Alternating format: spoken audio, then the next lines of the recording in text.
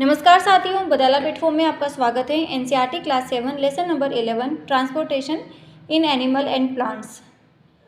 इसमें अपन ने कल देखा था उत्सर्जन तंत्र।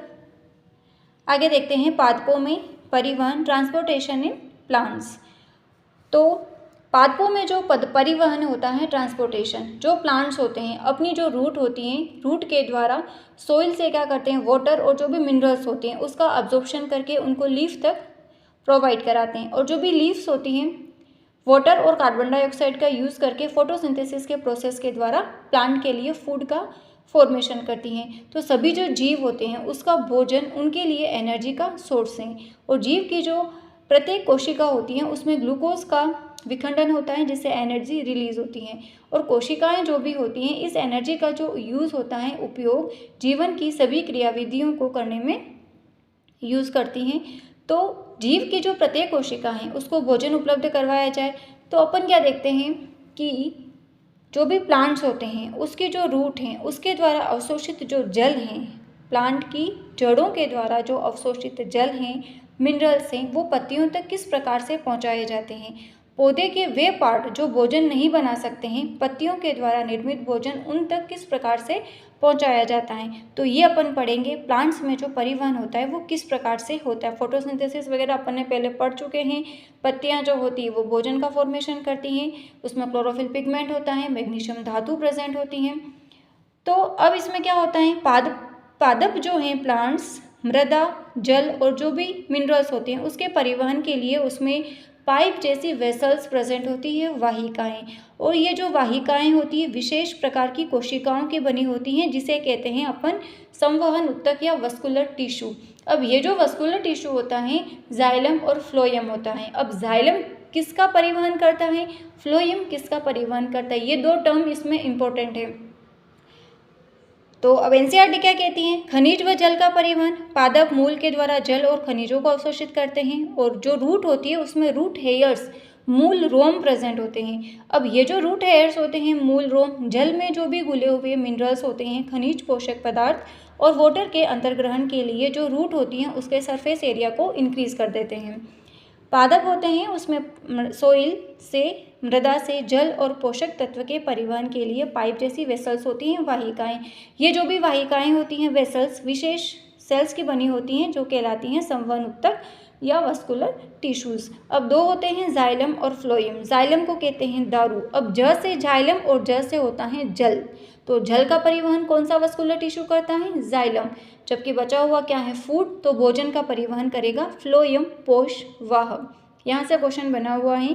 तो जाइलम जो होता है जल और पोषक तत्व के परिवहन के लिए पादप में जो संवहन उत्तक होता है उसे जाइलम कहते हैं।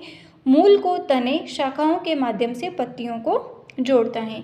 तो ज से जाइलम, ज से जल। ओके। फ्लोएम क्या करता है, पत्तियां भोजन का सिंथेसिस करती हैं, भोजन को पादप के सभी भागों में ले जाया जाता है और यह कार्य एक संवहन उत्तक के द्वारा किया जाता है जिसे अपन क्या कहते हैं, फ्लोएम। अब जाइलम और फ्लोएम पादपों में पदार्थों का परिवहन करते हैं। तो यहाँ से भी क्वेश्चन पूछा जा सकता है कि पादप में पदार्थों का परिवहन कौन करता है, वस्कुलर टिश्यू, जाइलम और फ्लोएम। अब वाष्पोत्सर्जन जो होता है, अब वाष्पोत्सर्जन क्या होता है कि वाष्पोत्सर्जन के दौरान जो भी अपने स्टोमेटा होते हैं, रंध्र से वाष्प के रूप में बड़ी मात्रा में जल की कमी होती है, जल का ह्रास होता है। पत्तियों पर क्या प्रेजेंट होते हैं, स्टोमेटा प्रेजेंट होते हैं, रंध्र जो क्या करते हैं, गैसियस एक्सचेंज करते हैं। अब ये जो रंध्र होते हैं, वाष्पोत्सर्जन के कारण क्या होता है, एक खिंचाव बल या जिसको अपन कह सकते हैं चूषण बल निर्मित होता है, जिसके कारण जो रूट होती हैं, सोइल में से अवशोषित जल जो होता है वो खींच करके तने और पत्तियों तक पहुंचाया जाता है। जो बड़े बड़े वृक्ष होते हैं उसमें बहुत अधिक ऊंचाई तक भी वाटर का जो एक खिंचाव होता है वो इसी प्रकार से होता है। और ये जो वाष्पोत्सर्जन होता है, ट्रांसपीरेशन, जो प्लांट्स को ठंडा रखने में भी सहायक होते हैं। तो ये अपन ने देखा है वाष्पोत्सर्जन। ये जो भी अपना चैप्टर था, चैप्टर नंबर 11, ये अपना कंप्लीट है, transportation in animal and plants. अब अपन इसकी समरी देख लेते हैं कि समरी क्या है, फिर अपन कुछ क्वेश्चंस करते हैं। तो अपन ने इसमें क्या देखा था, जो भी ब्लड है, ब्लड में क्या प्रेजेंट होता है, plasma, RBC, WBC, platelets. Platelets क्या करती हैं, रक्त का थक्का जमाने में महत्वपूर्ण होती है। कैल्शियम +2 आयन रोल प्ले करता है। और जो ब्लड है उसका जो रेड कलर है वो हीमोग्लोबिन के कारण होता है, haem Fe+2, globin means protein.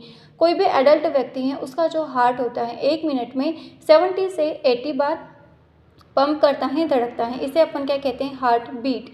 जो भी अपनी आर्टरीज होती हैं और वेंस देखा था अपन ने, आर्टरीज का क्या वर्क होता है, हार्ट से शरीर के जो सभी भाग होते हैं उसमें ब्लड को लेकर के जाती हैं, जबकि वेंस क्या करती हैं, शरीर के सभी भागों से रक्त को वापस हार्ट में लेकर के आती हैं, जिसमें अपन ने 2 अपवाद पढ़े थे, पल्मोनरी वेंस और पल्मोनरी आर्टरीज, ये दोनों अपोजिट वर्क करती हैं। और जो मानव का उत्सर्जन तंत्र है उसमें क्या होते हैं, 2 किडनी प्रेजेंट होती हैं, यूरेटर्स होती हैं, एक यूरिनरी ब्लैडर होता है और यूरेथ्रा होता है।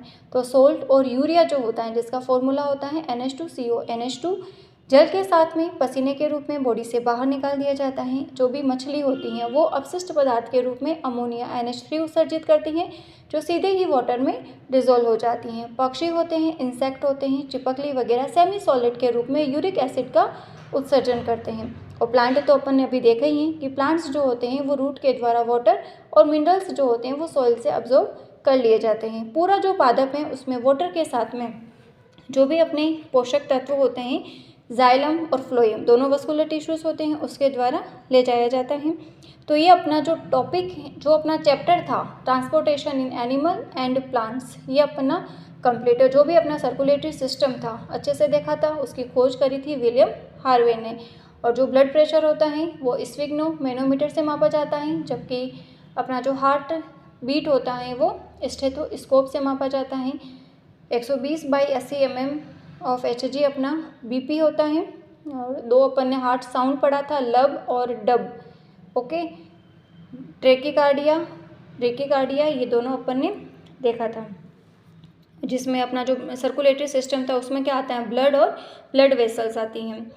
और आर्टरीज और वेन होती है, उन दोनों को कंबाइन करने का काम कौन करता है, दोनों को जोड़ने का काम केशिका करती हैं, कैपिलरीज। तो ये अपन ने छोटा सा देख लिया है सारांश की इस चैप्टर में अपन ने क्या पढ़ा था। अब इसके कुछ ऑब्जेक्टिव क्वेश्चंस जो हैं जो NCERT की बुक में दे रखे हैं वो अभी कर लेते हैं, और कल अपन करेंगे कि इसके जो चैप्टर के अंदर कौन कौन से क्वेश्चंस बनते हैं, क्योंकि बहुत ही अच्छा चैप्टर है और आगे की जो क्लासेस है उसमें भी अपन ने थोड़ा ज़्यादा पढ़ा है तो वो काम आएगा। क्वेश्चन नंबर 1, कॉलम ए और कॉलम बी का मिलान करना है। कॉलम ए कॉलम बी, रंध्र, स्टोमेटा, जाइलम, मूल, रोम, रूट हेयर्स और फ्लोएम। तो रंध्र का क्या काम होता है, रंध्र क्या करेगा, वाष्पोत्सर्जन करेगा। जाइलम क्या करता है, ज से जाइलम और ज से जल, तो जल का परिवहन कौन करेगा, जाइलम। रूट हेयर क्या करता है, जल का अब्जॉर्प्शन करता है। फ्लोएम क्या करता है, भोजन का परिवहन। ओके। क्वेश्चन नंबर 2, मूल के द्वारा जल के अवशोषण की दर को बढ़ाया जा सकता है, किस प्रकार से, छाया में रख करके, मंद प्रकाश में रख करके, पंखे के नीचे रख करके, या पॉलीथीन की थैली से ढक कर। तो किससे रख सकते हैं, पंखे के नीचे रखकर, अंडर फैन, आंसर होगा C. Question number 3, fill in the blanks है, रिक्त स्थानों की पूर्ति है। क्वेश्चन नंबर 1, हृदय से रक्त का शरीर के सभी अंगों में जो परिवहन होता है वो किसके द्वारा होता है, आर्टरी के द्वारा होता है, धमनी। हीमोग्लोबिन सेल्स में पाया जाता है, हीमोग्लोबिन किस में पाया जाता है, RBC, रेड ब्लड सेल्स। धमनियाँ और शिराएं के झाल द्वारा जुड़ी हुई होती हैं, तो किसके द्वारा जुड़ी हुई होती है, अपन ने डायग्राम देखा था पूरा, केशिका कैपिलरीज के द्वारा जुड़ी हुई होती हैं। क्वेश्चन नंबर 4, हृदय का लयबद्ध विस्तार और संकुचन क्या कहलाता है, अपना हार्ट बीट, हृदय स्पंद। क्वेश्चन नंबर 5, मानव शरीर के प्रमुख उत्सर्जित उत्पाद जो ह्यूमन है, ह्यूमन बींग्स, स्तनधारी मैमल्स, वो क्या उत्सर्जन करता है, यूरिया का। ये यूरिया अधिक समय तक रह जाता है, वॉश वगैरह नहीं किया जाता है, तो किस में कन्वर्ट होगा, अमोनिया में, NH3। जो बैड स्मेल आती है वो अमोनिया की होती है। क्वेश्चन नंबर 6, पसीने में जल और क्या होता है, लवण, सॉल्ट होते हैं। वृक्क यानी कि किडनी अपशिष्ट पदार्थों को द्रव के रूप में बाहर निकालते हैं, जिसे हम क्या कहते हैं, यूरिन। क्वेश्चन नंबर 8, वृक्ष में बहुत अधिक ऊंचाई तक जल पहुंचाने के कार्य में द्वारा उत्पन्न चूषण अभिकर्षण बल सहायता करता है, किसमें सहायता करता है, ट्रांसपीरेशन में।